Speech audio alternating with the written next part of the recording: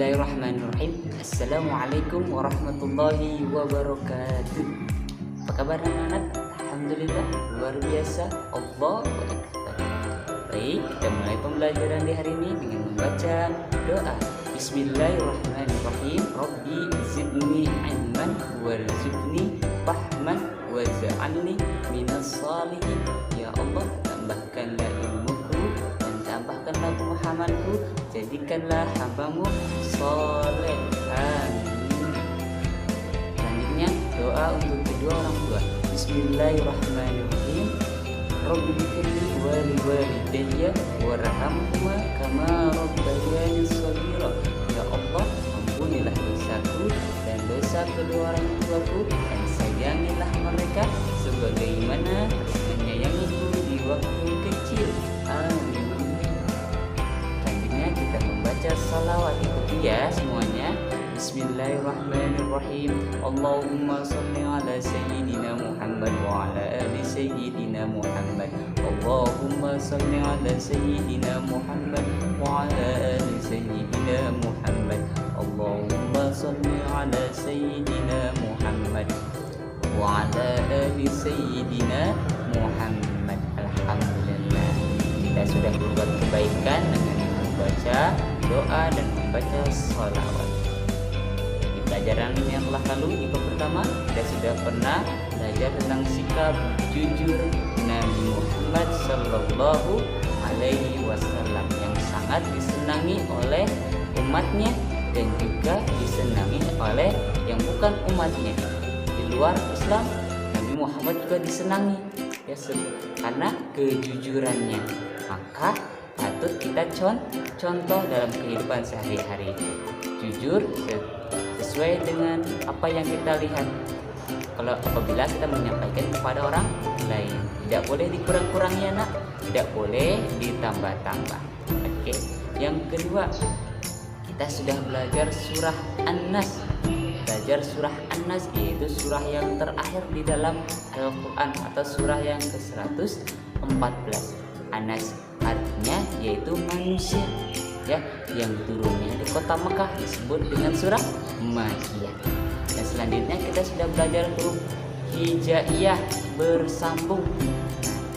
Dan ada juga huruf hijaiyah yang tidak bisa disambung. Ada 6 yang tidak bisa disambung di awal, di tengah, hanya bisa di akhir saja. Apakah itu huruf-hurufnya? Yang pertama alif, dal, zal, ro, zai, waw. Keenam huruf itu tidak bisa disambung di mana? Di awal, di tengah, hanya bisa di akhir saja.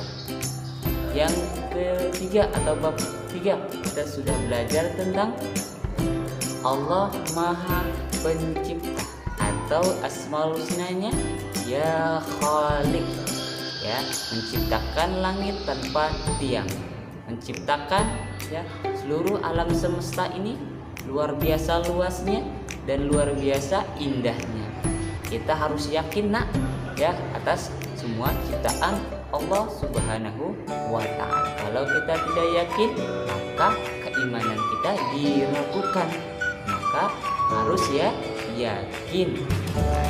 Selanjutnya di bab 4 kita sudah belajar tentang hormat dan patuh kepada siapa? Kepada kedua orang tua. Karena kalau kita hormat, patuh, berbakti kepada mereka, insya Allah kita bisa masuk ke dalam surga. Masih ingatkah atau pernah dengar murkanya Allah karena murkanya orang tua? Allah ridho karena ridhonya orang tua. Makanya kita harus berbakti dengan sungguh-sungguh. Tidak boleh membantah dengan perkataan, apalagi sampai perbuatan. Nauzubillah, jangan ya nak. Harus hormat dan patuh. Selain itu, hormat dan patuh kepada guru kalian yang ada di sekolah ya. Mereka juga berjasa, sangat berjasa dengan kita ya, kepada kita yang kita tidak bisa membaca, bisa jadi membaca karena beliau. Makanya harus kita hormati agar apa? Biar berkah ilmunya. Dan selanjutnya materi hari ini ialah hari ini kita kita akan belajar arti dan atau makna kerjasama. Apa itu kerjasama nak? Ya, kerjasama adalah suatu kegiatan ya yang dilakukan secara beramai-ramai atau bersama-sama atau bisa disebut tim. Nah, dalam hal ini Pak Sam akan mengambil kisah Nabi Muhammad SAW dalam kehidupan nyata. Dulu di zaman Rasulullah saat tinggal di kota Mekah, dia ingin pergi atau hijrah ke Madinah. Ya, akhirnya niat Rasulullah disampaikanlah oleh orang Madinah. Akhirnya orang-orang Madinah menyambut dengan senang hati. Ya, karena di kota Mekah sudah rasa tidak nyaman karena banyak ancaman dan sebagainya. Akhirnya para sahabat bekerja sama untuk berangkatnya tidak berbarengan. Ya, saling sembunyi-sembunyi ya, saling menjaga satu sama yang lain. Misalnya nih berangkatnya 10 orang, 5 orang, tidak sekaligus puluhan orang. Mereka saling bekerja sama. Yang lain ketika berangkat, teman yang lain atau sahabat yang lain bekerja sama dengan membantu memantau situasi. Agar apa? Agar kaum Quraisy tidak menangkap mereka. Itu kerjasama yang luar biasa. Sampai di sana ya, demi kelompok sampai terakhir sampai Nabi Muhammad disambut dengan baik oleh para penduduk kota Madinah. Ya, para yang berangkat dari kota Mekah disebut kaum muhajirin. Ya, yang berangkat dari kota Mekah ke Madinah, pendatang bahasanya disebut muhajirin. Yang di kota Madinah yang menyambut kedatangan mereka disebut dengan kaum Ansor. Jadi kaum muhajirin, nah pernah dengar, dan kaum Ansor, nah itulah mereka. Kaum muhajirin adalah penduduk kota Mekah yang hijrah ke kota Madinah. Sedangkan kaum Ansor adalah penduduk kota Madinah yang menerima sangat baik kedatangan mereka. Disebut kaum Ansor. Dari hikmah kerjasama yang sudah dilakukan oleh Rasulullah dan para sahabatnya, kita bisa ambil contoh bahwa kerjasama harus menghasilkan yang baik dan positif. Ya, kalau kerjasama yang menghasilkan keburukan, dosa, tidak boleh kita laksanakan, tidak kita kerjakan, ya, karena akan berdampak buruk. Kerjasamalah dengan baik. Contoh seperti sepak bola. Kalau kerjasamanya baik, maka akan menghasilkan gol dan sebagainya, ataupun menghasilkan kinerja tim yang luar biasa walaupun hasilnya tidak gol misalkan. Tapi setidaknya ketika back menyerang, back memberi operan dan sebagainya sampai ke striker, mereka saling bekerja sama. Begitupun kita dalam misalnya ada tugas kelompok ya, yang dua orang, yang 3 orang berpikir, ada juga yang mencatat ya.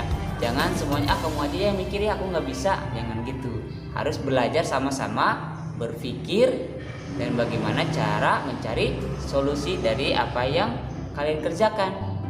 Itu namanya disebut kerjasama. Jangan saling mengandel-andelan ya, tidak boleh saling andel-andelan atau saling kamu aja ya, aku mah nyiapin apa tepat saja misalkan. Ya kalau gitu sih sebenarnya bagus, tapi lebih bagus lagi kerjasama saling berpikir. Nah selain itu juga ada kerjasama dalam kebersihan kelas, piket contohnya ya.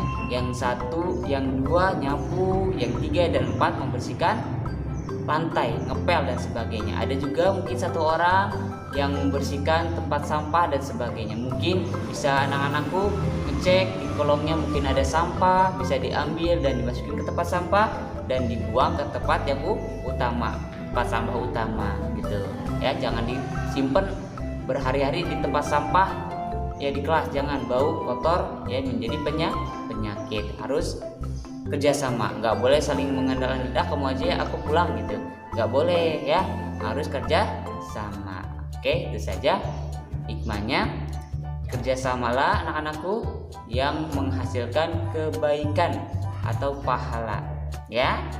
Kalau itu buruk jangan kalian kerjakan. Oke. Nanti untuk pembelajaran atau catatan di rumah Pasal akan berikan yang ini.